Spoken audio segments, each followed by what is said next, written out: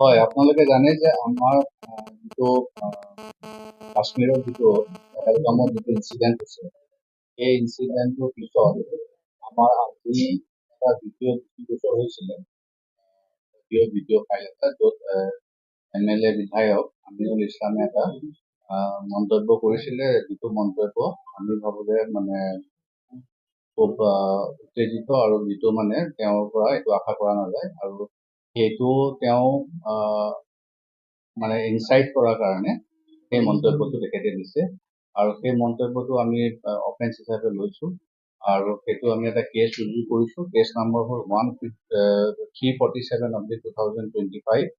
আমি তেওঁক ইতিমধ্যে এৰেষ্ট কৰিছো, আৰু অহা কাইলৈ ৰাতিপুৱা আমি কোৰ্টত প্ৰডিউচ কৰি তেখেতে এজন বিধায়ক হৈ যিটো মন্তব্য কৰিছে, যে সেই মন্তব্যটো মানে এটা এই পৰিস্থিতিত এটা বৰ দুৰ্ভাগ্যজনক মন্তব্য, আৰু এইটো আমি চিৰিয়াছলি লৈছো, আৰু আমি বিহিত ব্যৱস্থা তেওঁৰ ওপৰত লৈছো। হয়, আমি অহা কাইলৈ তেখেতক আদালতত হাজিৰ কৰিম, আৰু তাৰপিছত আমি তদন্ত আগবঢ়াই লৈছো। ছেকশ্যন কেইটা লৈছো 152, 197, 197(1), 113(3), 352 and 353 BNS। হয়, তেখেতৰ ঘৰত আমি অভিযান চলাই তেখেতক গ্ৰেপ্তাৰ কৰিছো। তেখেতৰ আমি এতিয়া আমি সোধ-পোছ কৰিম, আৰু কালি আমি পুলিচ কৰিম।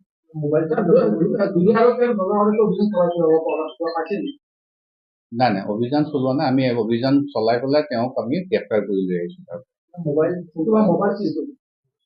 পাৰ্চনেল মোবাইলটো আমি ৰাখিছো, চিজ কৰা হৈছে। নাই, এতিয়া আমি তদন্ত কৰিম আৰু বাকীখিনি পিছত আপোনালোকক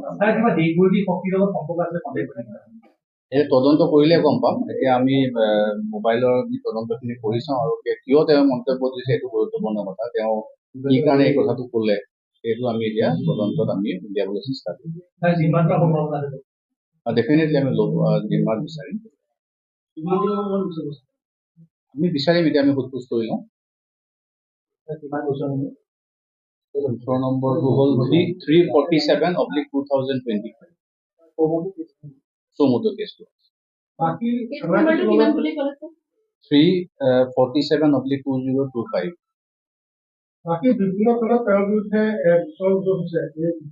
এতিয়ালৈকে মই জানিব পৰা মতে দিছপুৰ থানাত এখন FIR দিয়া বুলি মই গম পাইছো। বাকীখিনি লোৱাটো তেতিয়া ইনফৰ্মেশ্যন নাই।